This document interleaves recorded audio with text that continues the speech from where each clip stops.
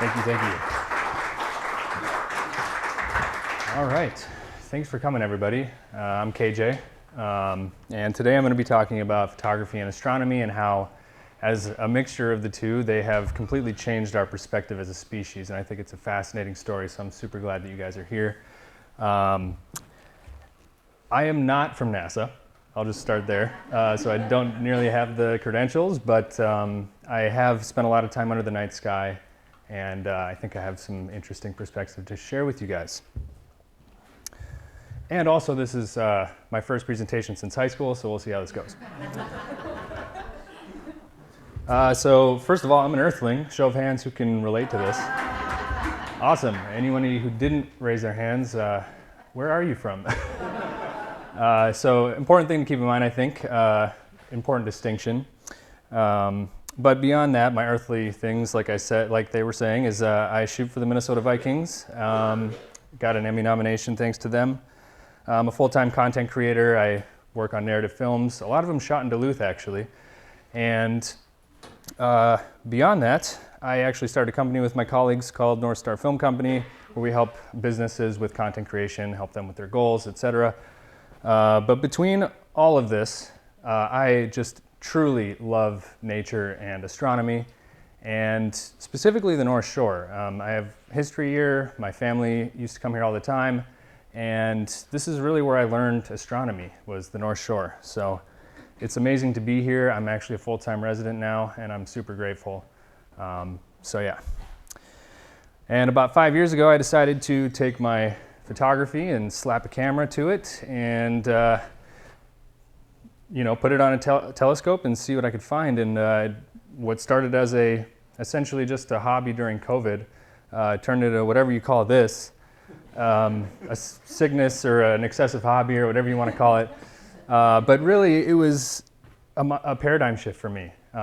What started as just an interesting thing really just blew my mind. And I mean, when you point a camera to the night sky, it has the tendency to do that.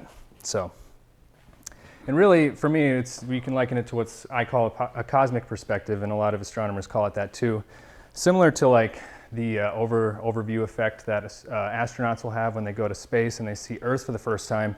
I feel like I kind of got the opposite of that, where as an Earthling, I looked up at the stars for the first time and really saw what it was, and that changed my perspective. So I want to share with you guys a little bit of those insights. So I'm going to show you some mindset shifting discoveries, both in history and just in my personal observations.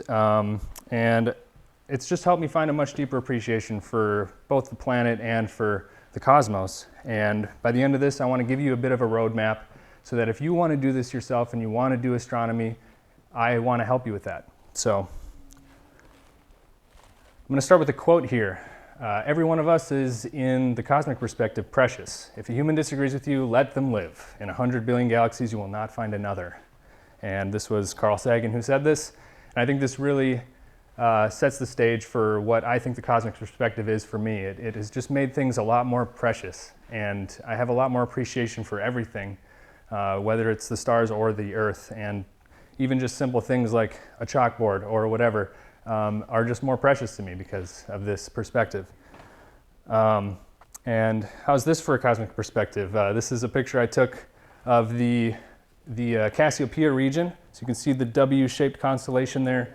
This band right here is the Milky Way. It's got these beautiful dust lanes of organic matter. Some nebulas are kind of spotted throughout here.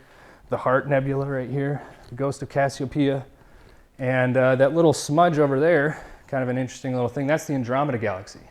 So in this one picture, we actually have two galaxies, the Milky Way and Andromeda, which is kind of cool.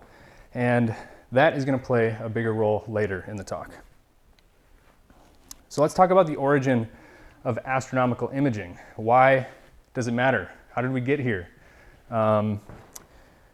First of all, photography is a relatively new technology. I mean, it's only been around for a couple hundred years. And the first photograph was taken in 1826. We'll talk about that later. But on the flip side, astronomy for thousands of years has just been visual. We didn't apply photography to astronomy for a very long time, but it's been around for a long, long, long time, for thousands of years. And it's important because really, in the early days of humanity, it helped us think about things creatively, think about pattern recognition, you know, help us think beyond what's just below our feet, right? And it wasn't until about 1840 when we actually applied photography to astronomy, and we'll talk about that. But it's just really just what's out there, right? Like, we don't know what's out there, and it helps us think bigger. So what can we see with our eyes, right? You know, I mean, can we even trust our eyes to postulate on things like astronomy? I mean, you know, people see a light in the sky and they think that aliens are coming down to Earth and are going to abduct us and who knows what else. People see a flat horizon and they think that the Earth is flat. You know, it's easy to misconstrue things just by looking at them. But the truth is, two eyes and a brain are very powerful. And there's no better example of this than this person. Who knows who this person is? Show of hands. Nobody knows who this is. You know? You do? Do you know how to say this name? Eratosthenes. There you go, Eratosthenes. So Eratosthenes, he was around 2,000 years ago. He was a philosopher, a geologist, he was a poet, a theater critic, and he was actually the chief librarian of the Library of Alexandria, the ancient city in Egypt. And at the time, the Library of Alexandria was actually this hub of information where people essentially would send envoys out to collect books, not to take over countries. They just wanted to learn more about the world. And they brought all these scrolls and books to the Library of Alexandria. So this guy, he had access to what was essentially an iPhone, right? The whole world's information in one place. But he understood how powerful that was, right?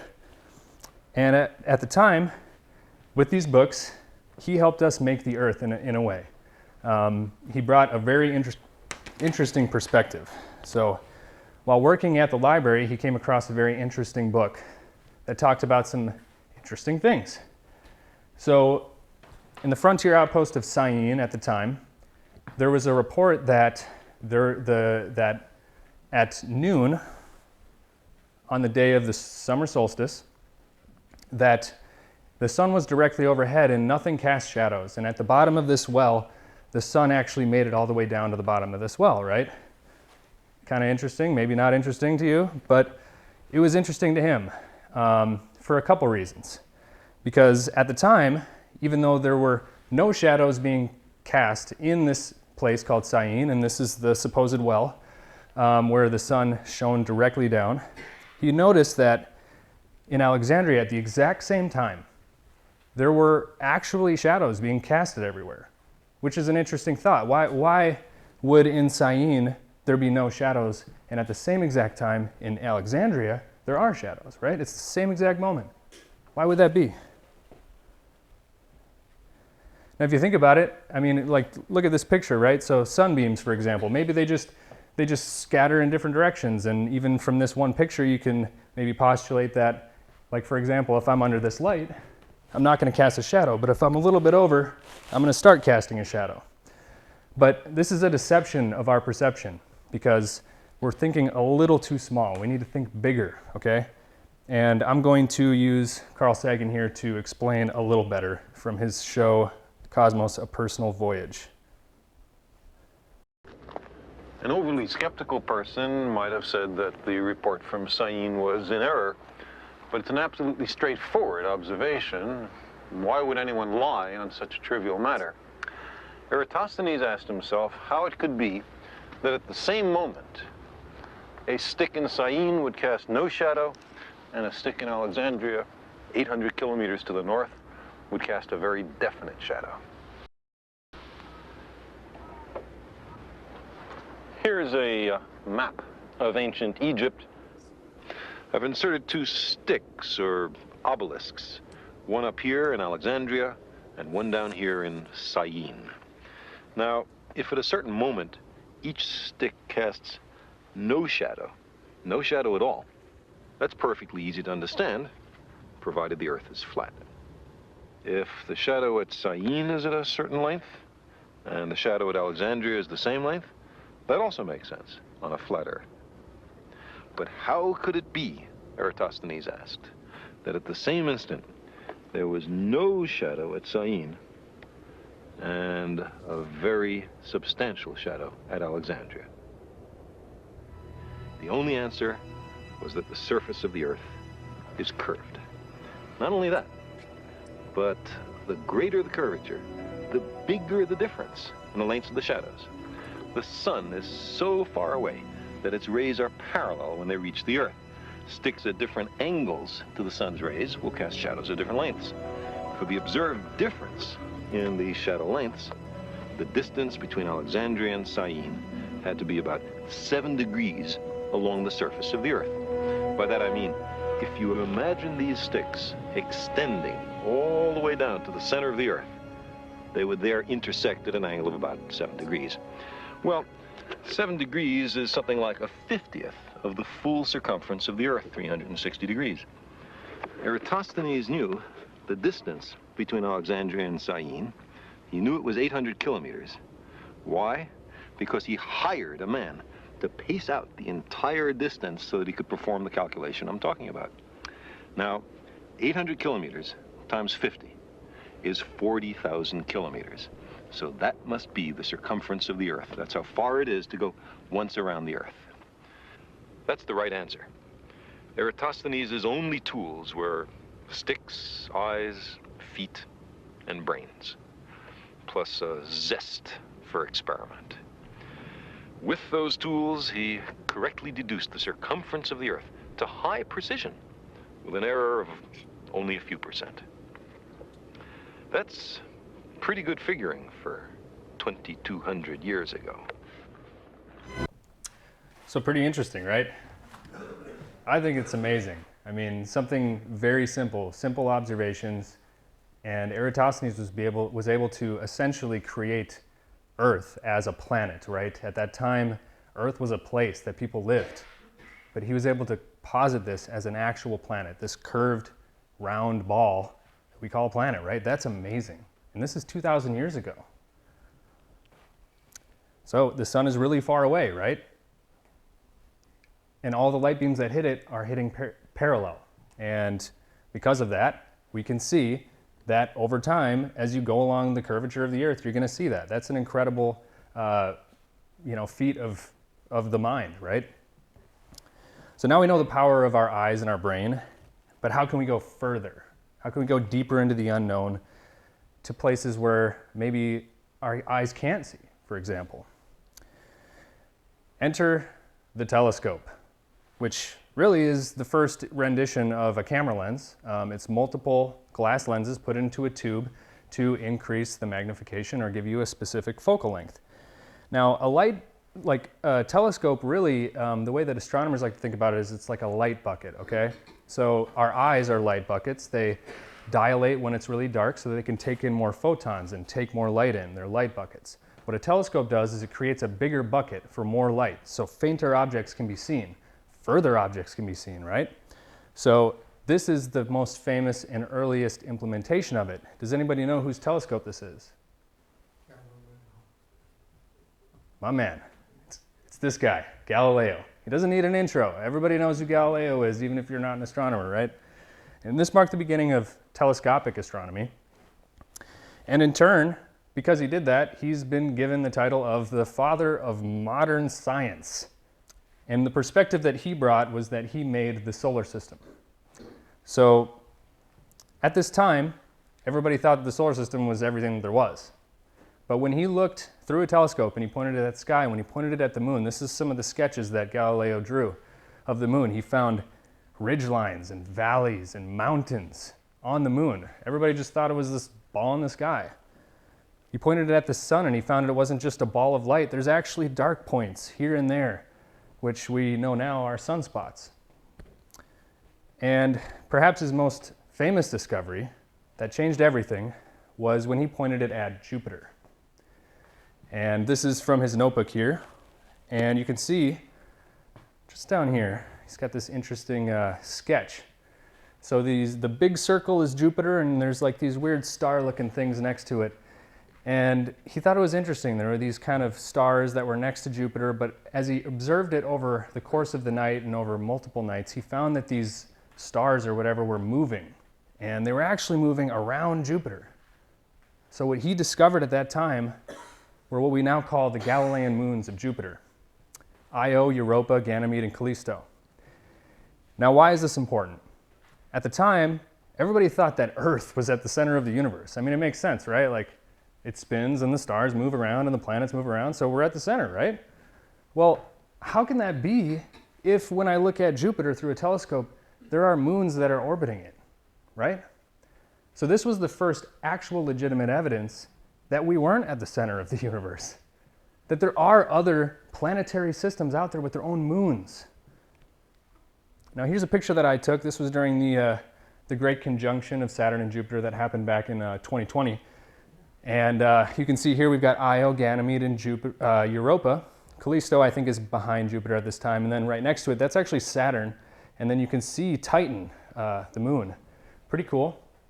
So this is something that you can see with like binoculars. Like the Galilean moons we could go and look at like tonight, and they would be there. They didn't disappear. So this is really what he did here. He basically changed the prevailing wisdom at the time, and this was the first evidence of Copernicus's heliocentric theory, where the sun is at the center of the, quote, universe, and you have, see, Venus, Mars, or I'm sorry, I know my planets, Mercury, Venus, Earth, with the moon orbiting it, and then Mars afterwards, and then Jupiter with the 4 Galilean moons orbiting that, and then Saturn.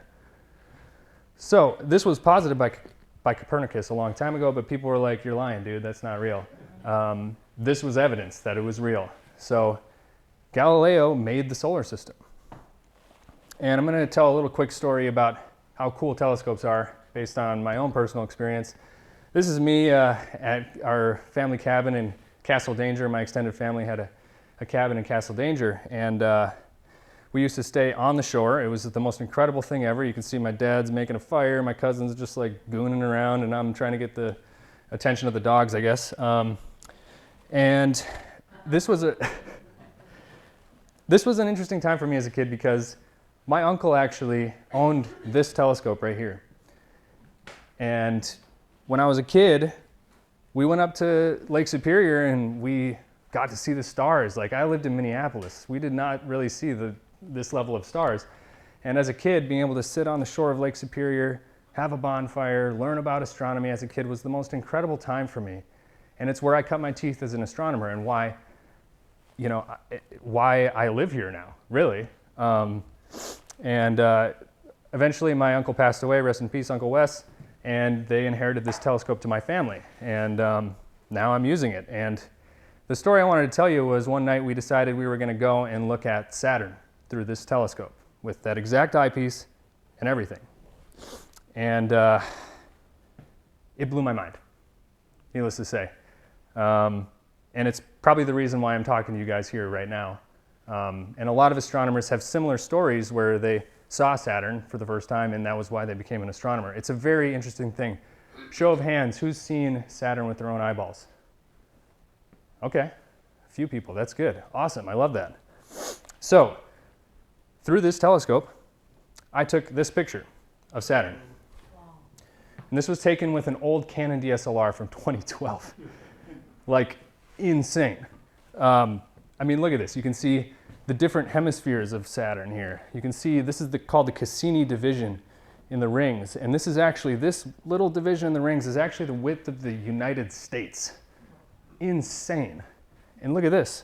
You can see the shadow of Saturn on the ring. It's incredible. I took this with an old hand-me-down telescope and a DSLR from 2012. Amazing.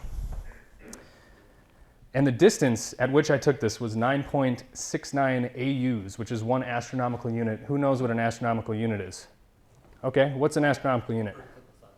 Exactly. It's the distance between the Earth and the Sun. So it was 9 times the distance of the Earth. And if you do the math, that means that this was taken at approximately 901,170,000 miles.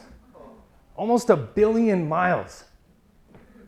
And we're able to see the rings and the shadow in the Cassini division. Like, this is incredible. Let's go further with this. You can fit 9 Earths across Saturn, okay? That's nuts. And then even crazier, like, these are all adult musings. I didn't know that Saturn was 9 Earths wide and the Cassini division was the size of the United States. As a kid, what blew my mind, looking at Saturn through that telescope, was that it looked like this. I didn't even know what it was when I looked at it. I thought it was another star. But eventually it resolved in my eyes and I could see the rings. It's tiny, even through this giant telescope, it's tiny. So 900 million miles, 9 Earths wide, the second largest planet in the solar system, and it was rendered to this tiny dot in the eyepiece of that telescope. Suddenly the solar system becomes real to me as a kid. That's how big the solar system is. It can render Saturn to this tiny little point. That's incredible. And it's hard to really explain that until you see it. Even as an adult, it's pretty cool. I mean, Galileo looked at this through his telescope and he thought that Saturn had ears. And I mean, up until this point, like NASA could have been lying to me. Oh yeah, Saturn has rings, okay, cool. You could have made it on Photoshop, but this is real. This is real as planet Earth itself, which is so cool. And this is the simple yet powerful elegance of visual astronomy, right? It's super cool. But how can we go even deeper? You know, beyond what even the naked eye can see. There's more out there, right? How do we do that? Well, we're going to need a photographic medium of sorts. Enter photography. The beginning of photography started with this view from the window at Le Gras, 1826. And it took all day to take this picture. It was 8 hours long. And you can see actually how the light's coming from this side here in the picture, and it's also coming from this side. And that's because the sun had waned so much during this exposure. So there's a lot of different people who are, you know, given the credit of like inventing photography, I guess you could say. You got Nice Berniche, who was the guy who took this picture. We got Henry Fox Talbot, who he invented printable photography. And then there's Louis Daguerre, who had the daguerreotype. Very different methods and things, but they all were different photographies, and they were all kind of being invented at the same time in tandem without anybody talking to each other, which is interesting. This is the first astrophoto that was ever taken. 1840, J.W. Draper, it's a daguerreotype, and it's of the moon. And the reason why we could do this is because if you think about a full moon, which I think it's actually a full moon pretty much right now, the full moon is essentially just daytime on the moon, right? So that was why we could take a picture of it at that time, because this is a very bright celestial object. In fact, a funny fact is that the moon is the second brightest thing in the night sky, or in the sky, behind one other thing, the sun. So that's why we could take this picture in 1840, because that's the problem with photography at this time was, you know, it needed to take a long time to expose, and you also didn't have very good record keeping because it would deteriorate really fast. But I really want to focus on a specific guy here. This man. Anybody know who this guy is? Kind of crazy looking. Yes, John Herschel.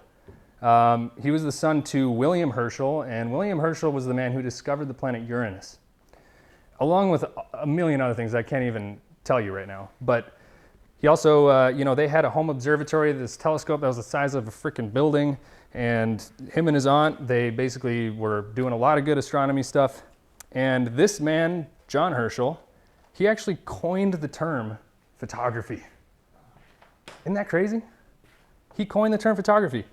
And I mean, it's credited to a couple different people, but I'm going to give it to John. But both of the people that are credited are both astronomers. So I think that's very interesting.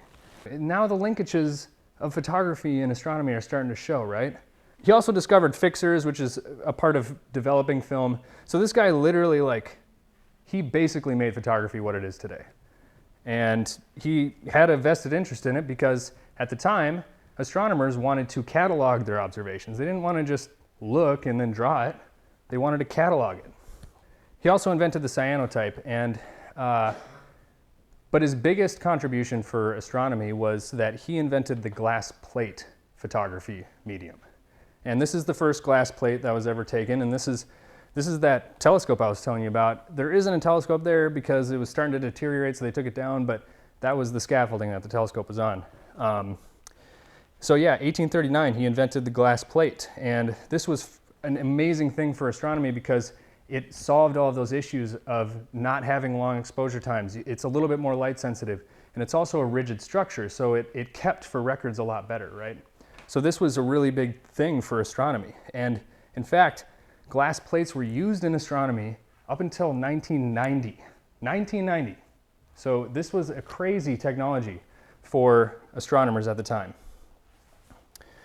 So through the 20th century, many people worked on improving this technology.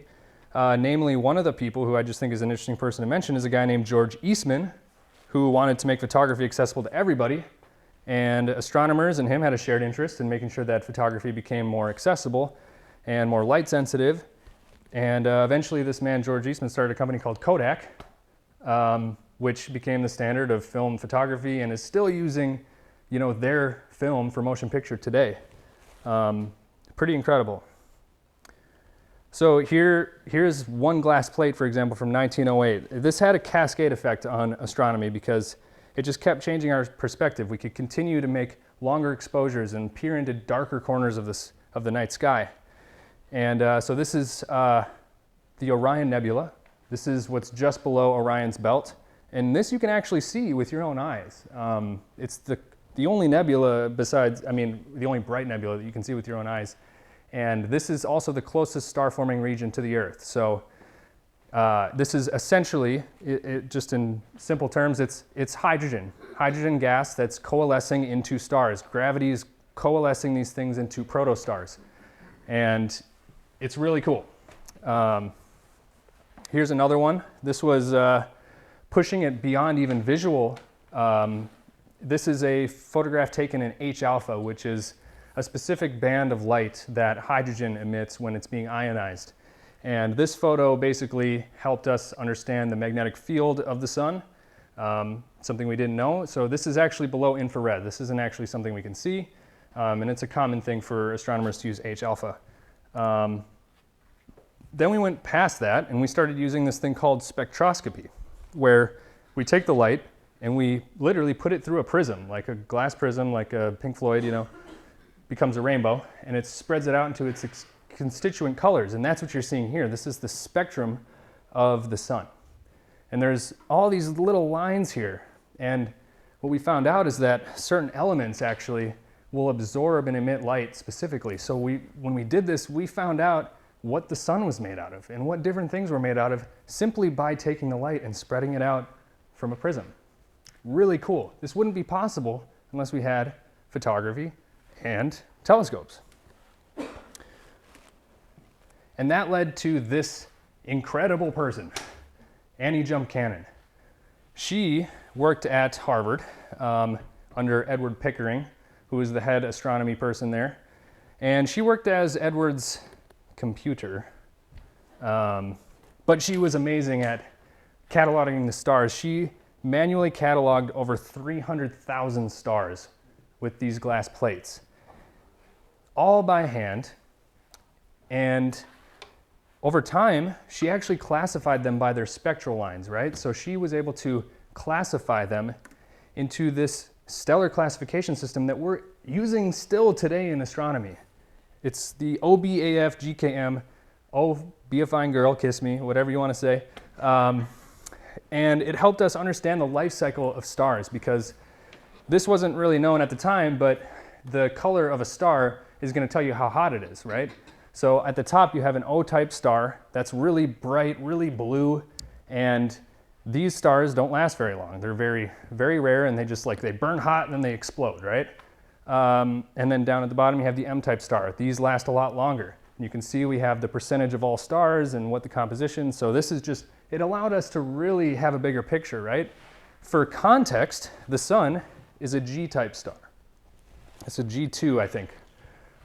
So we're kind of right in the middle. It's nice because we don't have an O-type star that's going to blow up in like 2 years, so that's good. And yeah, so that's something that we discovered because of this technology. Now, this all came to a head with this man. Who knows who this guy is? This man's name is Edwin Hubble. This guy, he knows everything. I love it. And he brought a perspective that was even bigger. He made the cosmos. So at the time of Edwin Hubble, this was, I think, the early 1900s, we had all of these amazing discoveries, but still the prevailing wisdom at the time was that the Milky Way was everything that existed. Like, this was the only thing that was in the universe, right? But there was a big debate going on at this time. You know, as we were observing the night sky, we found these interesting little smudges in the sky, right? Like these odd pools of light in the night sky that we just called them nebula, which is like the Orion Nebula, right? But they called these spiral nebula. And there was kind of like this debate as to what is this? Like, what is that thing floating way the heck out there? Some people said it was maybe like a small star cluster in the Milky Way, or maybe it was a much larger distant island universe is what they called them at the time. But there was really no evidence of that because they were just smudges in the sky. And Hubble looked to end this debate once and for all. This is a picture that I took, and this is kind of cool because I took this picture with just a camera and a lens. I didn't use a telescope, and I just stacked exposure time, and I got a picture of this galaxy, the Pinwheel Galaxy. But this is kind of what people were seeing at the time. They were seeing these spiral nebulae, and they're like, what is this? This just doesn't seem to fit with all of our other calculations. So Hubble said he was going to figure it out, right? So here's the 45 minutes that changed the universe right here. This is a glass plate that was taken, a 45-minute long exposure of the Andromeda Galaxy, like we had mentioned in that first picture that I showed you guys. It's the neighboring galaxy to us. We know this now, but they didn't at the time. And you can see right here, he put some notations in. He says N here, N here. And what he was seeing was this thing called a nova. He thought it was a nova. And we call them supernova now, essentially like an exploding star. When it gets to the end of its life, it blows up and it's really bright. He thought that these were nova at the time. But as he continued to observe this, he found that they weren't nova, actually. They were this thing called variable stars, a Cepheid variable. And a Cepheid variable is basically just a star that is like a lighthouse where it goes from really bright to really dark, and it continues in a very regular pattern. It brightens and it darkens, it brightens and darkens. We had seen a lot of these in the Milky Way at the time, but there was no way we even thought that there were other galaxies or other Cepheid variables. And he realized through his calculation and observation that these are variable stars. VAR, with an exclamation point. Holy crap.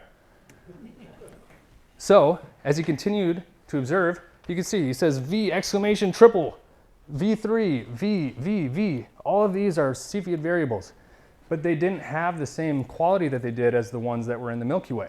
These were in this galaxy. So what this did was it helped him calculate the distance, because we had calculated the distance of different Cepheid variables in the Milky Way at the time. So this means that this was the first observational evidence that there were other galaxies out there, not just the Milky Way. So we went from the Milky Way being everything to, holy crap, there's other Milky Ways out there, and there's actually quite a few. Now, the thing is with this, he said it was 900 million light years. That was actually wrong, which I'll give him a pass, like it's okay. But it's 2.5 million light years away. That's the closest large actual constituent spiral galaxy to us in the local group. And this, if you do the math, I'm not even going to be able to do it, but it's 1 light year is 6 trillion miles. So 6 trillion times 2.5 million, I don't know what kind of crazy number that is, but that is nuts. That's how far away the Andromeda Galaxy is, but that's the closest one. Besides the Magellanic Clouds, our satellite galaxies, that's crazy. Now the universe is suddenly getting a lot bigger. And this, started a flurry of observations. You can see here's another observation of different galaxies. I don't know exactly where these are, but we discovered hundreds of galaxies, hundreds. And I'm telling you, as someone who has actually spent time under the night sky, that the whole night sky is covered in galaxies, you guys. Like, no matter where you look, it's just peppering everywhere. There's another galaxy, another galaxy, another galaxy, another galaxy. And it just never ends. I mean, that's the universe, right? And the modern picture of the night sky came together, right? And with it, modern astrophotography. Now we have telescopes that are orbiting the Earth. Hubble isn't a person, he's a telescope. And I don't need to tell you guys, Hubble changed our perspective as to what space was. I mean, this picture right here is the Hubble Deep Field, one of the Hubble Deep Fields, where we said, hey, let's point Hubble's, I mean, we got this amazing picture of the pillars of creation and these incredible different things, but what if we pointed Hubble at like a completely dark corner of the galaxy? Like there's nothing there. So they exposed for a week at this one tiny dark spot, and people were like, why are we doing this? We're wasting valuable resources. And then this came up. Look at all of these galaxies. Every single thing you see here is a galaxy. It's not a star. This is the star in this picture. These are galaxies. There's a star. So think about that. Hubble is seeing such a narrow point in the night sky. It has a lot of focal length, way more than that telescope. So in this tiny little field of view that there was supposedly nothing there, there is nothing but galaxies in galaxies. So think about that. Across the sky is this. Forever. In the entire globe of the night sky. That's crazy. And then now we have this telescope, James Webb Space Telescope, which is even bigger mirror than Hubble, because when we took the Hubble Deep Field, we were like, holy crap, guys, we're like actually getting close to the beginning of time here. This is crazy. So, but we kind of hit a wall because over time, things get red shifted and become very infrared focused, and Hubble couldn't see any further. So that's why we kind of made infrared a thing with James Webb. It's an infrared focused observatory. So now, with James Webb, the pillars of creation, amazing. These are all brand new pictures. We can see the structures of galaxies now. And then this is kind of like a James Webb deep field. And you can see there's a lot more of these red galaxies everywhere. And these weird, like wormy looking things, like what the heck?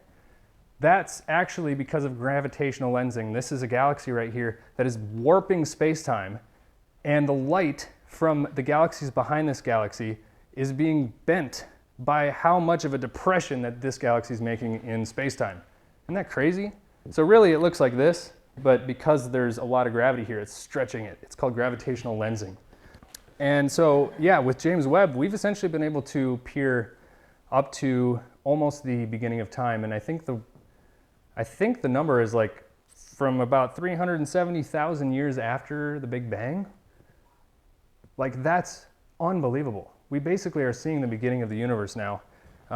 And so, I mean, you know, NASA, they have godlike technology now. So this trickles down to the layperson like you and me.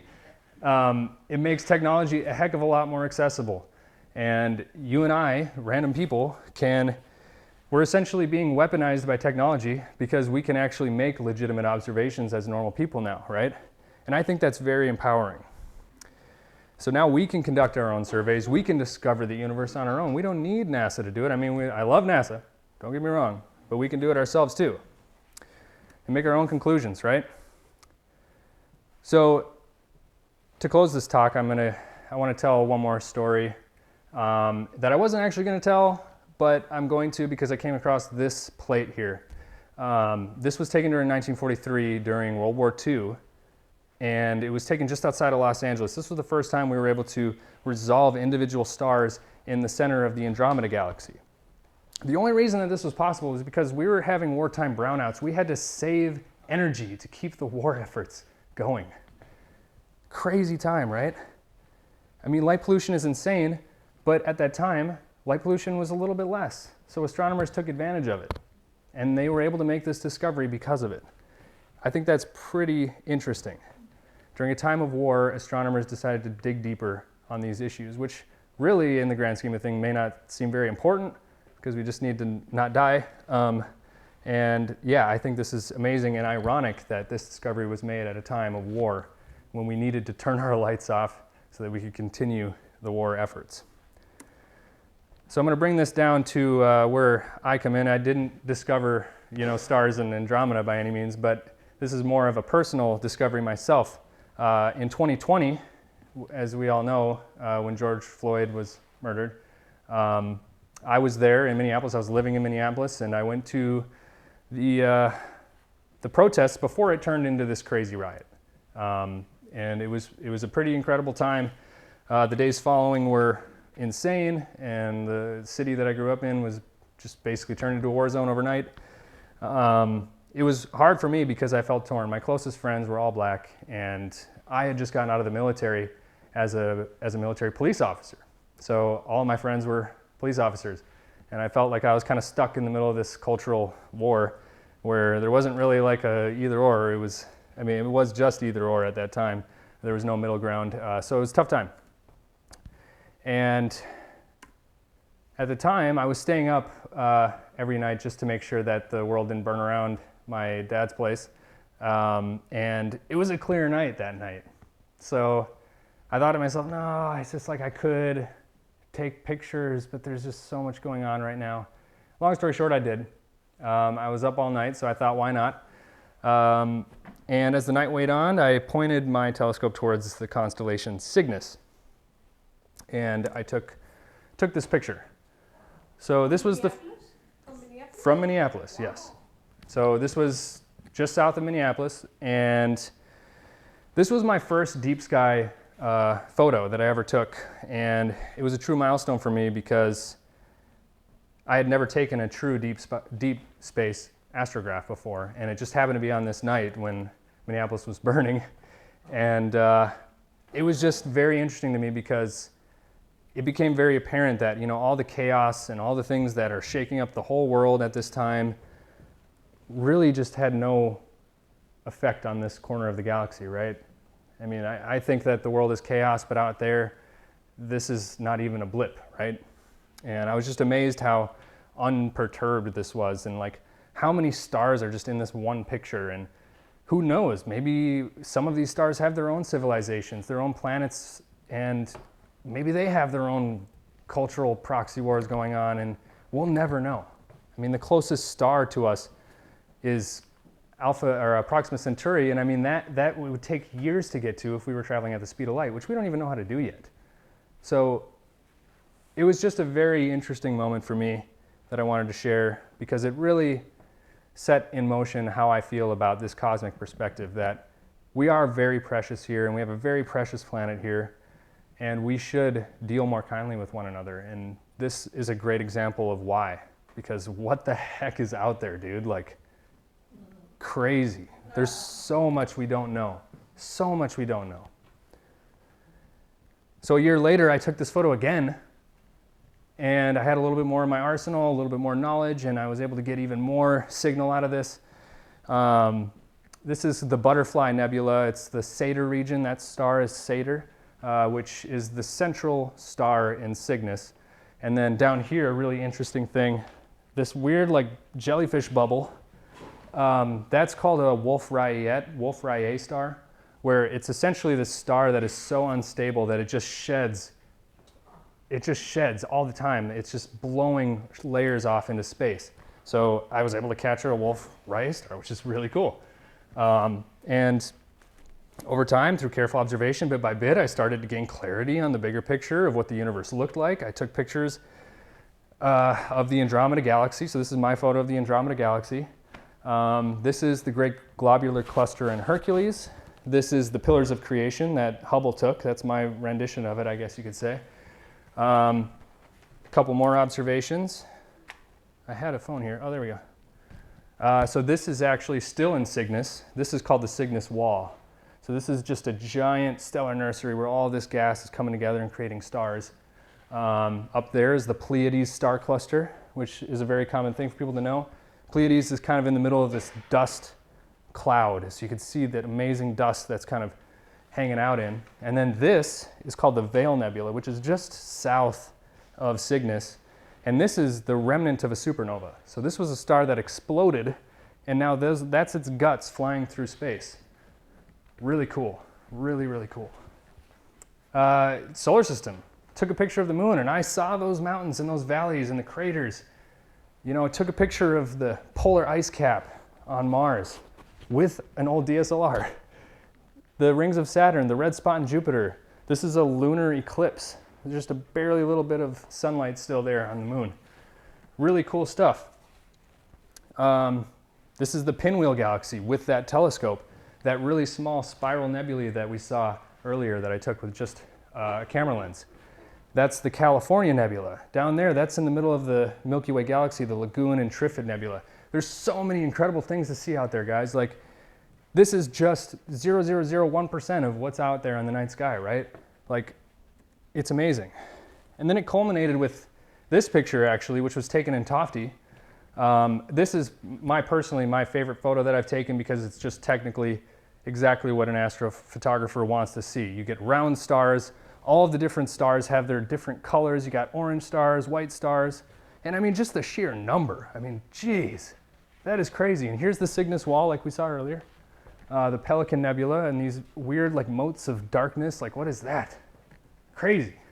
This is the Leo triplet. This is in the constellation Leo. So this is outside of the Milky Way. And this is at a distance of 35 million light years away. 35 million light years away. If you think about that, that means that this light is 35 million years old. Like, what was going on planet Earth at that time? Oh, right, we weren't here. And then the two best astrographs I've ever seen in my whole life. One is this one, Apollo 17 blue marble, taken December 7th, 1972. You'll hear a lot of people say that this is maybe fake or something, but I actually found this from NASA's archive. And I got it as just the actual print. Like, it had this green cast. It was shot on film. It was shot on a Hasselblad 500 EL at a focal length of 80 millimeters, f2.8, 1/250th of a second. It was taken at 28,000 miles away. Pretty cool. And I think this is a really interesting perspective because, I mean, how many of us have actually seen Earth as a planet, right? And this is a real picture that NASA took. So really cool. But then the one I think is the best picture that's ever been taken is this one, the pale blue dot. Have you guys seen this one? So this was taken by Voyager 1, which was our preliminary reconnaissance of the solar system. It was taken in 1990, February 14th, at a focal length of 1,500 millimeters, which is just a shade above what that focal length is, except it's in space. And it was taken at a distance of 3.7 billion miles away from our home planet, Earth. Wow. Right there. At the time, we were leaving the solar system and we were screaming, and Carl Sagan actually said, we need to turn around and take a picture of the solar system from here. And they were like, well, why? We're not even gonna be able to see anything. And he said, that's the point. That's the point. We need to see this. Earth as 2 pixels. Let me try to zoom in on this. It's 2 pixels, and it's suspended in this sunbeam, which is really just an artifact. Yes, sir? What are those bands? The like beam? Yeah, the Earth is in that orange band. Yeah, so what that is it's actually just a lens flare from the sun. So, because we're pointing right back towards the sun, really all you're going to see is this star.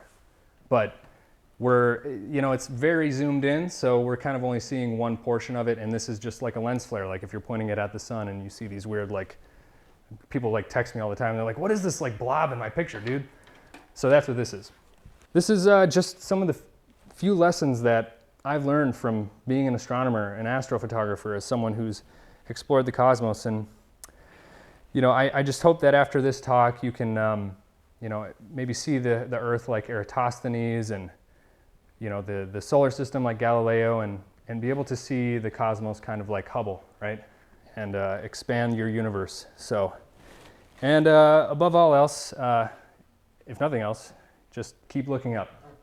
So, thank you.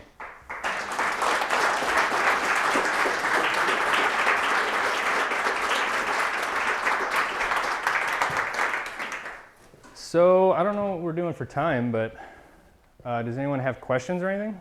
Yes? Could you briefly describe your current astrophotography setup? Yeah, I can. I have a couple setups. One is a wide field setup and the other is a more of a zoomed in setup. So this is one of them. This is what's called a German equatorial mount. And this is one of the setups, and then I also have a star tracker, which is basically like a little brother to that. And yeah, my setup really for the longest time was, I have it down here, but it's basically just my old Canon T3i that I bought in 2012. And I ripped... On the Star Tracker then? Or? Yep, exactly. So a lot of that was taken with Star Tracker, and then I eventually upgraded to this, which just gives you a lot more functionality, and it allows you to take like those last pictures that I showed you were taken on that mount because they have a lot more tech built in and you connect it to a computer and et cetera, et cetera. But we will actually talk a little bit more about astrophotography setups in a little bit, because any other questions? Yes? Photograph you took from Minneapolis, how come you could see so many stars? It's like a time lapse?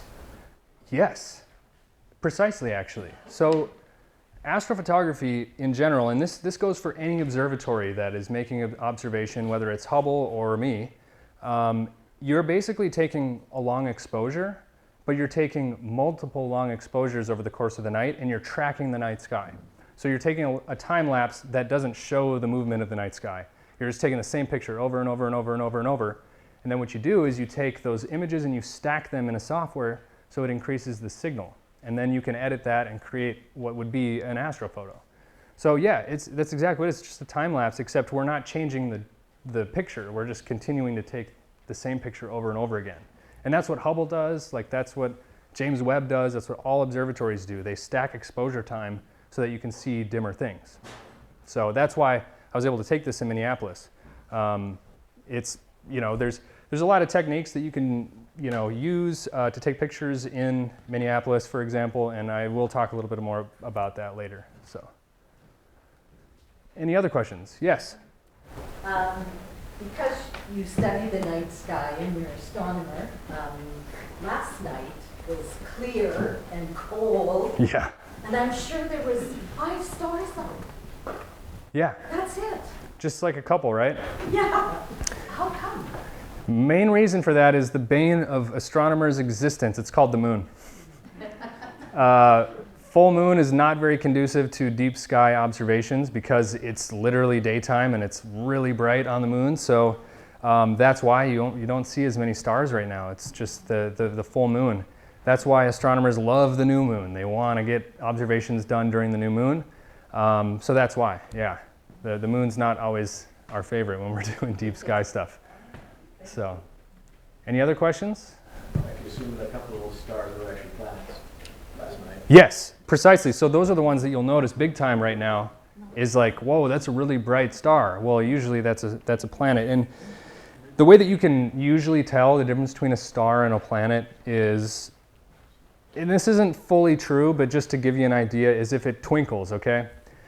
A planet will twinkle a little bit, but a star is going to twinkle a lot more. A planet is going to be this really solid point of light that just kind of sits there, and it's usually brighter than a lot of the other stars if it's Jupiter or Saturn, for example. But that isn't true. I mean, planets do twinkle, and the reason that stars or planets twinkle is because of the atmosphere. You know, if you essentially imagine like boiling water, right? That's what the atmosphere is. It's just this roiling mass that's constantly moving, and this is called seeing in astronomy. If you have good seeing, the atmosphere is very calm. If you have bad seeing, the atmosphere is very turbulent. So that's why stars twinkle a lot, because they're very far away. They're these tiny point sources of light, and any little ripple in the atmosphere is going to make them twinkle, whereas a planet is actually a lot closer than a star, way closer. And it's actually a disk in our view. We just can't see it because we don't have telescope eyes. And so that's why they don't twinkle, right? So that's how you can usually tell if it's a planet, is if it's very solid, like this solid point of light. So yeah. Any other questions? Yes. So you can't do astrophotography without a telescope? Say again, you're saying you can't? Astrophotography without a telescope? You can. You absolutely can, yes. That's the beautiful thing about technology nowadays, is that you don't need the best gear, you don't need a telescope. The biggest thing is exposure time, right? And like this nebula, for example, most nebulae in the sky are just essentially extensions of the Milky Way band. So if you think about it, when we look up at the night sky, we can see the Milky Way. It's right there. It's huge. It's like the whole half of the night sky. All of that is nebulosity, right? So you don't need a telescope to look at these incredible things. In fact, there's a lot more targets that span the whole night sky than there are that are just these tiny things that you can actually access. So yeah, no, you don't need a telescope at all. and we're going to talk about that later. We're going to talk about astrophotography from every single level so that you guys can actually do some of this stuff yourself. Any other questions? Sweet. Well, thank you guys so much. This was so much fun.